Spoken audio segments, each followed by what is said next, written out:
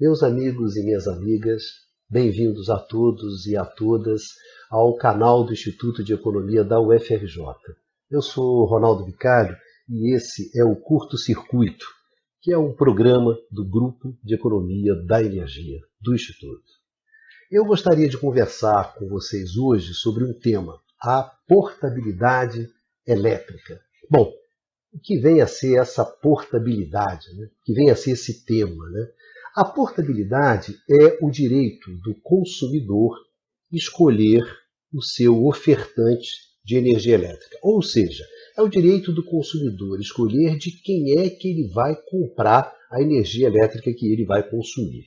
Atualmente, a grande maioria dos consumidores brasileiros, essa grande maioria não tem essa escolha. Ela é obrigada a comprar a energia elétrica da sua distribuidora, que é aquela empresa que detém a concessão geográfica de poder distribuir e comercializar energia naquela área. Então, esse consumidor hoje é o que nós chamamos de um consumidor cativo.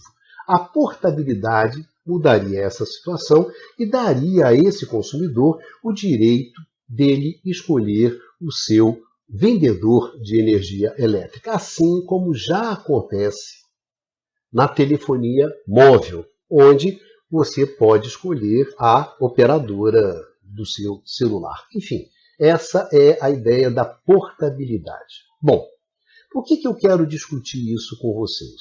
Em primeiro lugar, pelo seguinte, por uma questão bastante objetiva. Você tem um projeto de lei, o projeto de lei 414, que está na Câmara, no qual essa questão da portabilidade, essa questão ela é contemplada. Esse projeto de lei, que o pessoal chama da modernização do setor elétrico, já passou pelo Senado e agora está na Câmara. Essa modernização é o que a gente chama da liberalização do mercado elétrico, da desregulamentação do mercado elétrico ou da chamada transição para o mercado. Assim como você tem uma transição energética, na qual você sai dos combustíveis fósseis e vai para as energias renováveis, você tem também o que a gente chama de transição para o mercado. É aquela transição na qual você sai de uma estrutura de monopólio e vai para uma estrutura concorrencial e competitiva. Então isso é que, em linhas gerais, significa o projeto de modernização do setor elétrico brasileiro e onde está a portabilidade. Então existe uma questão bastante objetiva, que isso está no Congresso, está em estágio avançado de tramitação, já passou pelo Senado, agora está na Câmara, e dependendo do Arthur Lira, isso pode ser votado esse ano. No entanto, eu acho que se não for votado esse ano, isso voltará à pauta no ano que vem, já que é uma pauta que o setor considera muito importante. Então, nós estamos, digamos assim, fadados a ter que discutir essa questão. Então tem esse ponto que é um ponto bastante objetivo. Está na mesa e está em estágio avançado de discussão, de tramitação. Esse é um ponto.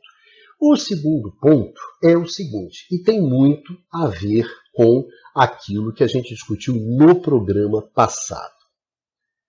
A portabilidade, quando você olha, você fala, olha, a portabilidade é uma coisa legal. Eu poder escolher o meu ofertante, né, de energia elétrica é uma coisa legal. Ter competição, ter concorrência, bom, a princípio, tudo bem.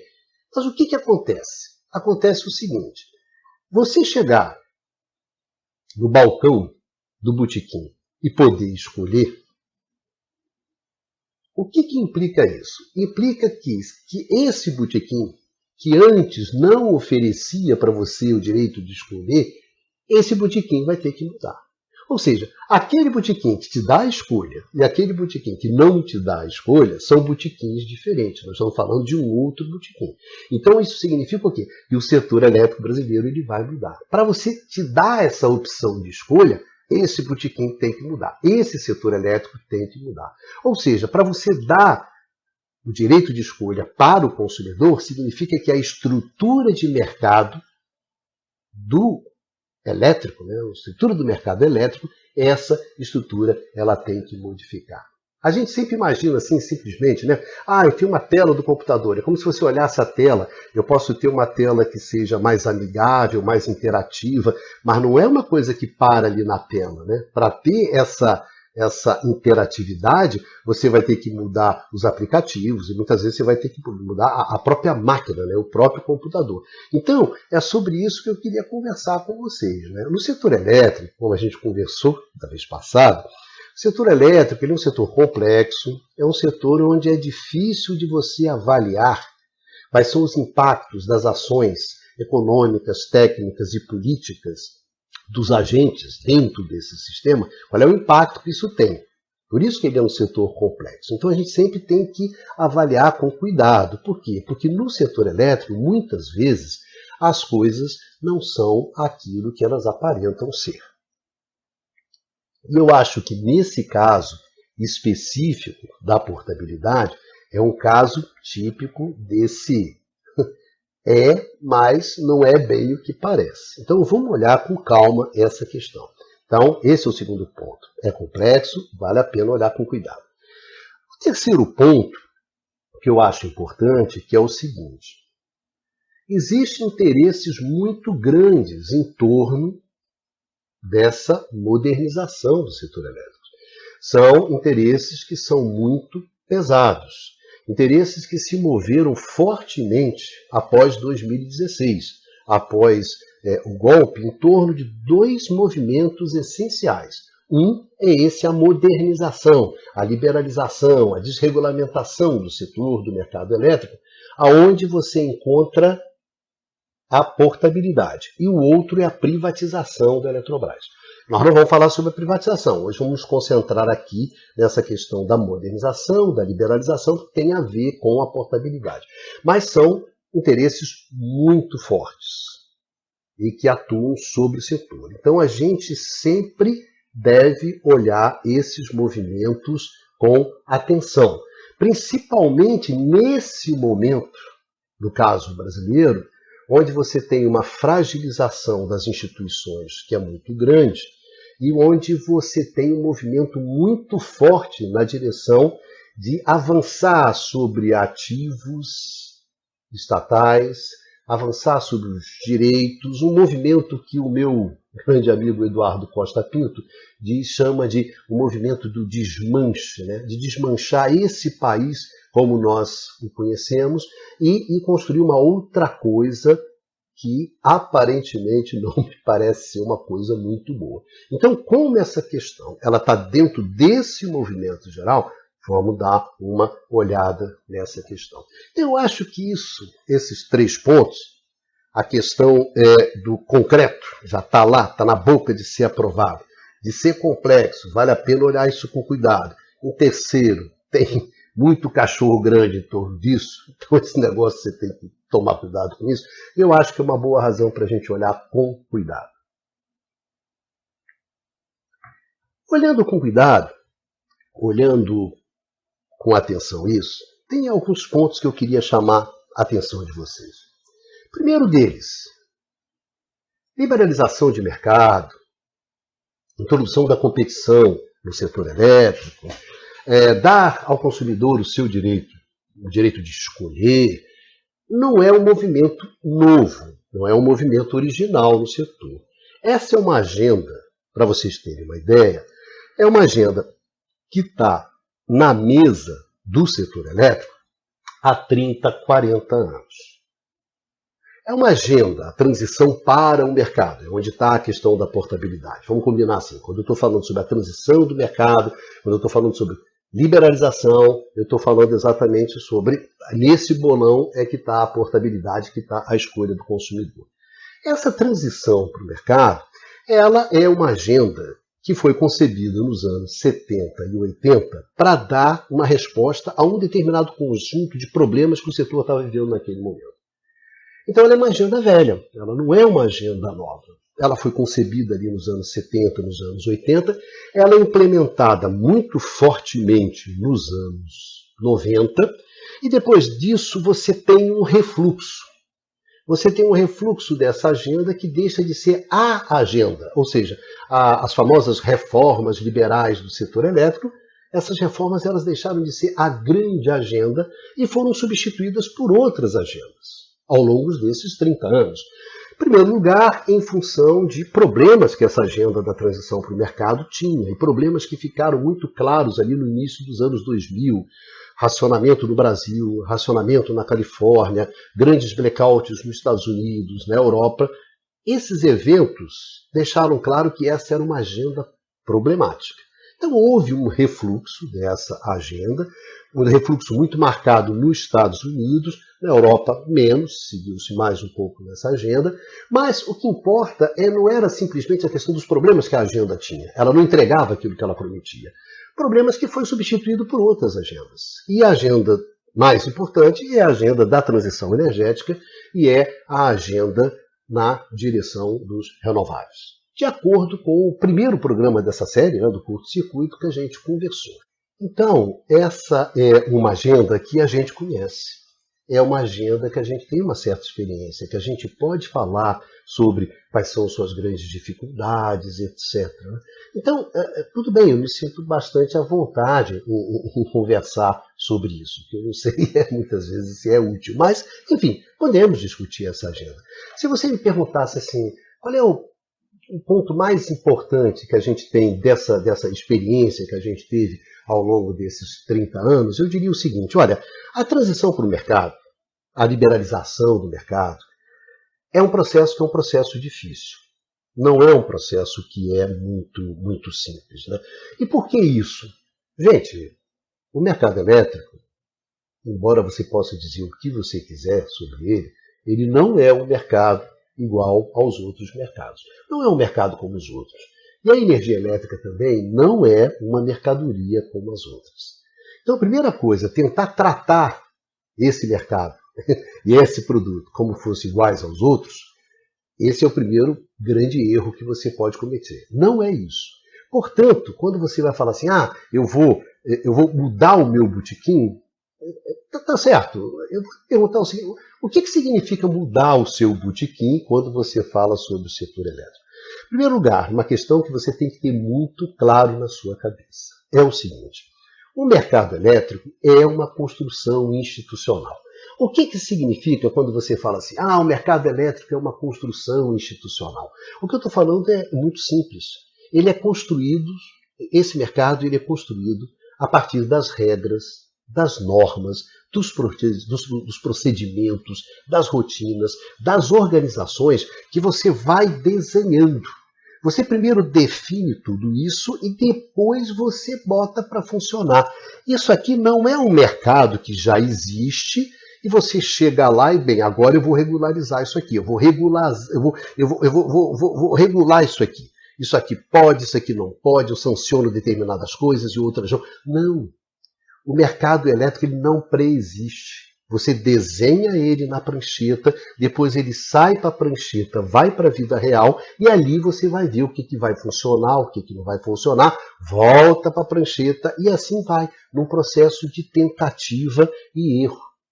Então é um processo difícil. Gente, eu sempre dou esse exemplo. O setor elétrico, imagina-se um casal. Um casal existe, tem um casal. Esse casal ele tem uma relação.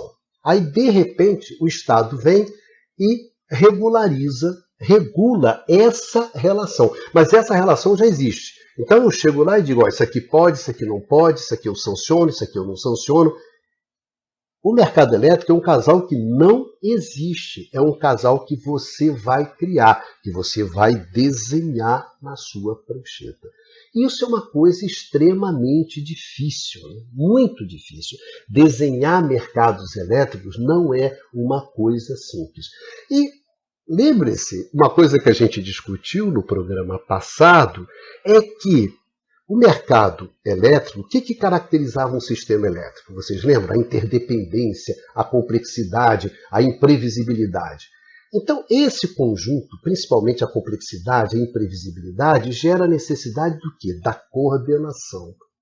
No mercado elétrico, no sistema elétrico, a coordenação joga um papel fundamental. O mercado elétrico é um time que tem que ter meio de campo.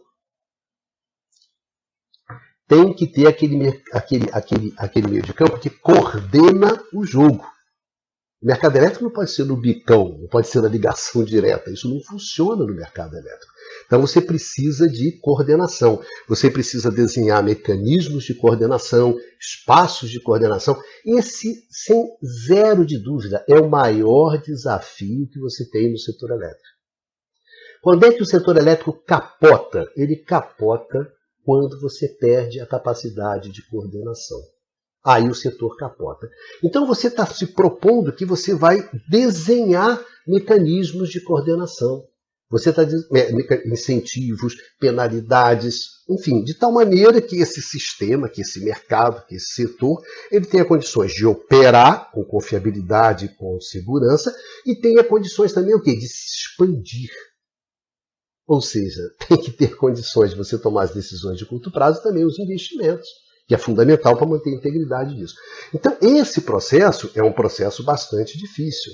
Anteriormente, quando você operava num regime de monopólio, você desenhava um mercado mais simples que tem, que é o mercado monopolista.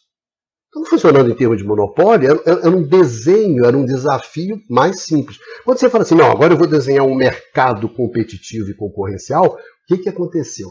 O seu projeto ficou muito mais complexo, muito mais difícil.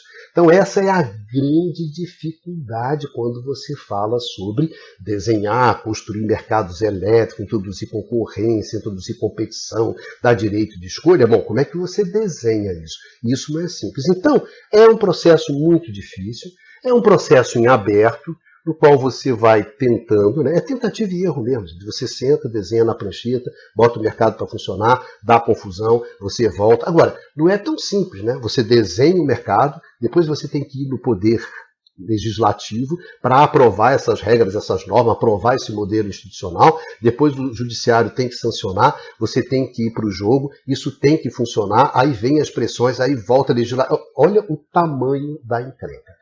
Então, é sobre isso que a gente está falando. É tentativa e erro, é um processo aberto, é um processo cheio de incerteza. A gente aprendeu que cada processo é um processo, cada reforma é uma reforma. Você pode aplicar uma reforma no país, aplicar no país do lado e não dá. Depende muito da estrutura industrial que você tem. Qual é o setor que você tem, qual é a base de recursos naturais que você tem, qual é a sua capacidade de geração, de transmissão, interconexão. Quer dizer, o real, o efetivo da indústria elétrica depende enormemente das suas instituições.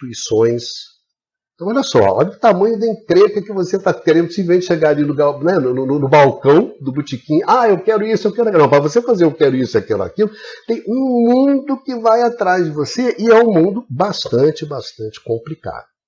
Tá certo?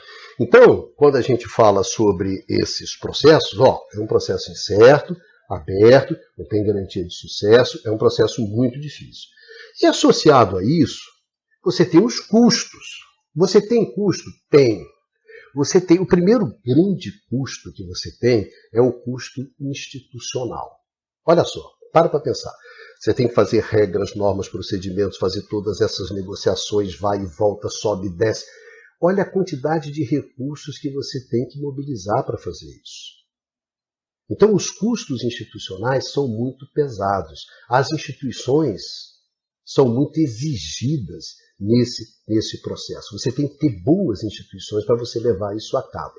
Então, o que acontece? Tem custos, por exemplo, você tem uma coisa simples, o aparato regulatório, né? O crescimento do aparato regulatório na Inglaterra com a reforma liberal. Você começa assim com meia dúzia de caras, depois dezenas, centenas, no final você já está com milhares, 10 mil, 15 mil caras. É da natureza do processo, é regra em cima de regra, e não acaba nunca isso. É um processo que é uma doideira, cara. Você entra com ele e você não consegue sair. Porque a cada problema que você volta para a prancheta, faz uma coisinha, depois faz outra, entendeu? O que você vai botando de gambiarra daqui, dali, para levar esse negócio. Então vamos combinar, nós não estamos falando sobre volume. Esse é um processo que é complexo, tem muita incerteza, tem custos muito elevados, e tem um custo que é um custo que não é simples. Qual é esse custo? Esse custo é o seguinte. Você tem um mercado que é o mercado cativo. E você tem um mercado livre. E tem uma transição. Tem na migração. Né? Quem é que fica com os custos da transição? Quem fica com os custos da transição é o último cara que sai do mercado cativo para ir para o mercado livre, que geralmente é o consumidor residencial. Vai a indústria, vai o setor de serviço, vai os supermercados, vai todo mundo. E o cativo é o que fica por último. E tem uma lógica ele ficar, uma lógica perversa, mas que é difícil você romper com ela dentro de processos como esse. Que é o seguinte, você tem um mercado de monopólio. Você tem, por exemplo, a distribuição. Você tem lá, tem fio, você tem transformador, você tem subestação. Quer dizer, uma série de investimentos foram feitos naquilo ali. E os investimentos foram feitos sob a lógica do monopólio. O cara vendia energia e vende transporte para você. Tá certo. Aí, de repente, esse cara sai. Ué, se todo mundo sair, quem é que vai pagar esse negócio aqui? Tá me entendendo? E se você falar, não, vamos rachar isso aqui. Se você quiser dividir o custo da transição com todo mundo, a transição não vai valer a pena, legal? Esse é o problema, não vai valer. Então, o que acontece? O custo que a gente observa, historicamente, é que o custo fica com esse cara, que é o consumidor residencial, que é o último a chegar ao paraíso. E às vezes nem chega. No caso americano, isso é bem típico. Para vocês terem uma ideia, bombou lá nos anos 90, quando chegou ali no final de 2000, você tinha dos 50 estados, você tinha 27, 28, indo para a transição. Hoje, sabe aonde é que os consumidores podem escolher, dos estados, dos exercícios, o direito de escolha? Só em 16, 17 estados, lá dos 50, 51. Não foi. Esse cara nunca chegou no paraíso. No caso americano, virou. Tá certo? Então tem esses custos, né? E tem um problema, gente, que em cima dessa coisa, olha, é incerto, tem custos pesados, tem uma outra coisa que foi o que está acontecendo hoje, que são as renováveis. Você pegar essa coisa da transição energética e da introdução das renováveis e colocar em cima dessa história da transição para o mercado, rapaz, isso é muito complicado. Porque qual é a ideia? Vai lá, cara, chega aí, desenha um mercado, projeta um mercado. Agora, olha só, como é que eu vou projetar um mercado hoje? Projetar um mercado? Se nesse exato momento, o que está acontecendo? Transformações profundas no setor elétrico. Eu não sei qual vai ser a base tecnológica que vai valer nesse setor elétrico, em função da transição energética. Não sei qual é a base. Não sei como é que eu vou financiar esse troço. Não sei como é que eu vou definir as tarifas. Não sei como é que eu vou organizar a geração, transmissão, distribuição. Como é que isso vai se articular a cadeia produtiva. Eu não sei como é que eu vou regular, esse bicho. Todas essas questões estão em abertas. Aí você senta e você fala, agora vai lá e desenha o mercado. Como desenha o mercado? Entendeu? Você tem dois problemas. O problema da transição energética e o problema da transição ao mercado. Você vai querer fazer as duas coisas ao mesmo tempo? Ou seja, você quer ir para algum lugar, para o mercado. Mas que mercado é esse? Que lugar é esse que você está querendo ir? Você não entendeu, cara? Não tem esse lugar. Esse lugar ainda não está definido. Você sai daqui e vai para onde? E daqui a que eu desenhe, é essa a maluquice desse negócio. Né? Essa questão da introdução das renováveis. Querendo utilizar mecanismo de mercado. Né? Gente, é difícil para burro. É muito, muito, muito complicado. E você está tratando isso como se fosse bolinha. Então, essa questão dos renováveis chama a atenção exatamente de um problema. Qual é o problema? É a extemporaneidade dessa agenda. Essa agenda, ela foi concebida, desenhada, para responder problemas lá dos anos 90. Nós estamos em 2020. A agenda é outra completamente diferente, como nós discutimos lá no primeiro programa. A agenda é a transição energética. E você quer fazer a transição para o mercado? Ou seja, é completamente extemporâneo. O problema do Texas, que teve alguns anos atrás, tremendo desastre, do mesmo tamanho do desastre da Califórnia, lá no início dos anos 2000, o Texas é justamente quando você casa as duas agendas, a transição para o mercado. Por quê? Porque o Texas é o estado americano que mais avançou na transição para o mercado. E é justamente ali que você capota. Capota porque você juntou a transição para o mercado, junto com a transição energética, casou, não fez, né? É só para você sentir o tamanho da encrenca. Ou seja, é uma agenda incerta, difícil, complexa, custosa extemporânea. E quando eu olho para o setor elétrico brasileiro, que é uma tecla que o Instituto Ilumina bate há 30 anos, que é a inadequação desse tipo de transição, desse tipo de reforma, ao setor elétrico brasileiro. O setor elétrico brasileiro é um setor que foi concebido para operar como se fosse uma máquina única. O conjunto de reservatórios, a transmissão, a otimização dos reservatórios, né, a maximização de tudo isso, foi concebido dessa forma, para operar dessa maneira. Aí o que você propõe? Que é a lógica da competição, que é a lógica da concorrência, que é o quê? A individualização, a fragmentação, a separação, a lógica do agente econômico individual. É claro que essas duas coisas não casam. A conta de chegada que foi feita em 1990, a gambiarra que foi montada, é, inclusive, fonte de problemas enormes, gigantescos que a gente tem até hoje. Então, gente, o setor elétrico brasileiro exige uma outra solução. E, na verdade, vamos ser objetivos e vamos ser honestos. Quer dizer que o grande problema hoje do setor elétrico brasileiro é não ter a concorrência? É não ter a competição? Não, gente, não é isso. Como nós discutimos no primeiro programa, não é isso. O grande problema do setor elétrico brasileiro é um grande problema do setor elétrico no mundo, que é como é que ele faz a transição. Só nas suas condições específicas. É um gigantesco desafio. Esse é o desafio que a gente tem que se concentrar. Então, gente, qual é o problema que eu tenho aqui? O problema que eu tenho aqui concretamente é que você está me propondo, tudo bem, vamos para o direito de escolha, vamos poder escolher, vamos botar a portabilidade. Mas, para isso, eu vou ter que mudar essa estrutura de mercado profundamente, radicalmente. O que acontece? É um processo aberto, é um processo incerto, é um processo custoso, é extemporâneo, está fora de lugar, tá certo? É inadequado para o setor elétrico brasileiro. Então, vamos ser honestos. O que você está me propondo concretamente? Fechando. O que você está me propondo? Você está me propondo que eu vou ter o direito de escolher. Mas eu vou ter o direito de escolher o quê? Eu vou ter o direito de escolher de quem que eu vou comprar a energia cara.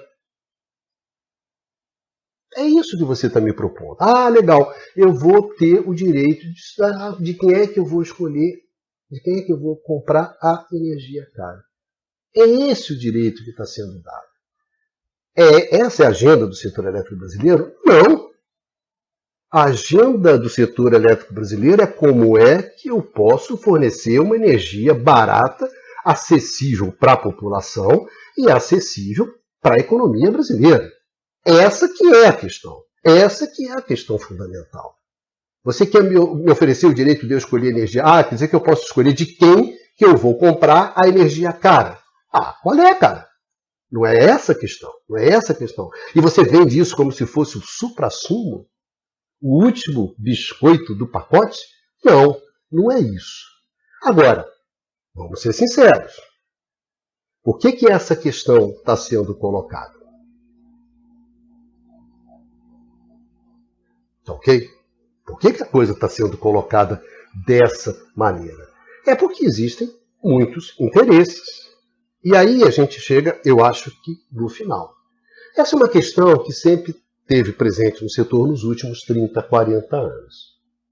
A energia elétrica é um insumo essencial para o desenvolvimento, essencial para a economia, então ela tem uma essencialidade que a sociedade reconhece.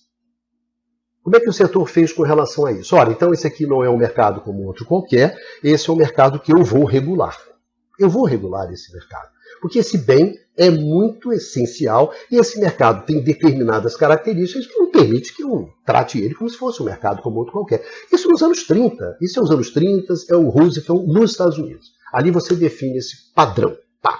A indústria elétrica, gente, é uma invenção americana, que não necessariamente feita por americanos, mas é uma invenção americana. O Tesla não era americano. Então, ali você define, olha, é isso aqui. Então, você tem restrições. a valorização do capital nesse espaço econômico? Tem. Então, esse espaço, ou você tem uma indústria privada, uma empresa privada que é fortemente regulada, ou eu tenho o próprio Estado, empresas estatais. Isso aí é o que eu tenho. Tá ok? A partir dos anos 90, você começa uma pressão de quê? De que você quer que esse espaço seja mais um espaço de valorização do capital. Então, toda a questão da financiarização, do capital, né, do capitalismo 4.0, 2.0, essa questão que vocês veem em outro lugar. Mas se traduz aqui por essa disputa. Então, qual é a disputa? A disputa é por desregulamentar esse espaço. É para retirar as restrições à operação da livre iniciativa nesse espaço. Essa questão que está rolando há 30 anos. E nesse exato momento, no caso brasileiro, é isso. É isso.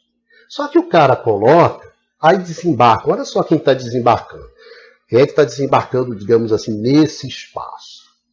Não são só as comercializadoras, são os grandes bancos e grandes corretoras que identificam um grande negócio. Olha, hoje, nesse exato momento, não tem nenhum grande banco que não tenha sua comercializadora de energia elétrica. Não tem nenhum. Os grandes bancos que não têm uma comercializadora. Esses caras, eles identificaram o quê? Um espaço maravilhoso para se ganhar dinheiro. Vendendo, comercializando não só a energia elétrica, mas também, principalmente, casando com a energia elétrica, o seguro. Porque lembra que a energia elétrica é uma coisa muito imprevisível, a incerteza é muito grande. Então, os riscos são elevados. Imagina um setor como o nosso, que é um setor hidráulico. Então, você casa as duas coisas. Perfeito? Então, a criação de derivativos elétricos, a questão da parte toda de securitização, que é uma coisa que a gente vai discutir um outro dia, hoje não, é isso aqui que pode se tornar um grande mercado. Grande mercado, muito interessante para os bancos. Então são esses bancos, as comercializadoras, é quem está, na verdade, empurrando esse trem, esse carro alegórico da modernização, da liberalização, da portabilidade. Esse é o carro alegórico. E tem outro carro alegórico, que é o da privatização da Eletrobras, mas que está na mesma escola de samba, cara. Faz parte do mesmo enredo. É nisso aí que esses caras estão apostando. Então, meus amigos e minhas amigas, a portabilidade é uma tremenda de uma cascata. Ela não foi feita para o seu bem, ela foi feita para o bem dos outros, né? Daqueles que sempre, de uma maneira ou de outra, acabam ganhando aqui as coisas no Brasil. Tem um ponto dessa discussão que eu acho assim, bastante simbólico, é o peso que tem nessa discussão da transição para o mercado, da modernização, que é o preço. Não, o importante é definir o preço, são os sinais de preço, é a precificação. Eu acho muito interessante isso pelo seguinte, acho que isso demonstra bem os tempos em que a gente está vivendo. Historicamente, o grande desafio do setor elétrico era como é que eu garanto o acesso da energia, esse acesso dessa energia necessária para o crescimento econômico, para o bem-estar da sociedade, para o conforto do cidadão. Como é que eu garanto esse acesso? Era lutar contra a escassez. Esse era o grande objetivo do setor elétrico. Hoje em dia, a escassez não tem problema. Se você precifica essa escassez, está tudo certo, está tudo bem. Ou seja, se a escassez era o grande desafio, hoje a escassez é a grande oportunidade de se ganhar dinheiro com ela, não é isso? Então, na verdade, o que você está fazendo é o seguinte, você além de pagar o gerador, o transmissor, o distribuidor, você vai pagar o banco, vai pagar o comercializador, vai precisar de gente ganhando, ou seja, precisam de gente, né, criando dificuldades para vender facilidades para tudo quanto é canto. Ou seja, a gente vive um momento hoje no setor elétrico que é um momento que é o inverso daquilo que a gente viveu. Toda a luta ao longo de todo o século XX do setor elétrico foi o quê? Foi lutar contra a escassez, foi fazer com que a sociedade tivesse acesso a essa energia, que nasceu como um bem de luxo, gente, um bem de luxo.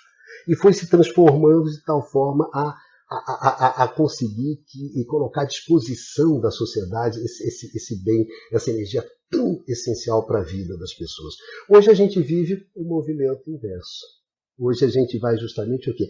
Desincorporando as pessoas, né? Criando a pobreza energética, enfim.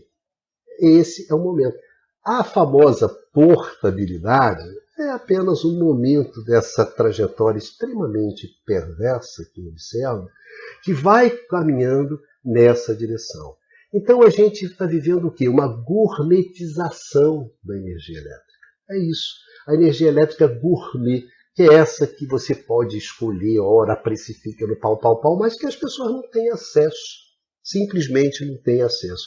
Eu vejo muito claro isso, uma gourmetização da energia elétrica e uma gentrificação do mercado elétrico, no qual você vai expulsando desse mercado segmentos grandes, desincorporando, para ficar um mercado pequeno, com valor agregado muito grande, etc., e com função de gente ganhando dinheiro em cima disso. Então, era isso que eu queria conversar com vocês sobre a portabilidade. Acho uma tremenda de uma cascata. E mais uma vez, né, essa questão de que no setor elétrico as coisas não são como elas aparentam ser. Você abre o seu olho e observa bem isso. Para terminar, só um último comentário. Eu me lembro muito do Observatório da Imprensa, do velho Alberto Dines. Foi com o Alberto Dines que pela primeira vez eu observei assim, um comentário crítico sobre a atuação da mídia, né? Então esse foi um trabalho muito importante que o Dines fazia, né? E fazia, se não me engano, na TVE, na TV Cultura. Então ali você tinha o programa do Dines. E o programa sempre terminava assim: depois desse programa você não vai ler mais o jornal da mesma maneira. Né? Você não vai ler o jornal da mesma maneira depois que você assistiu o Observatório da Imprensa. Então eu espero que o curto-circuito sirva para isso. Você não vai ver o setor elétrico da mesma maneira que você vê. Tá bem? Beijão a todos e a todas e nos vemos.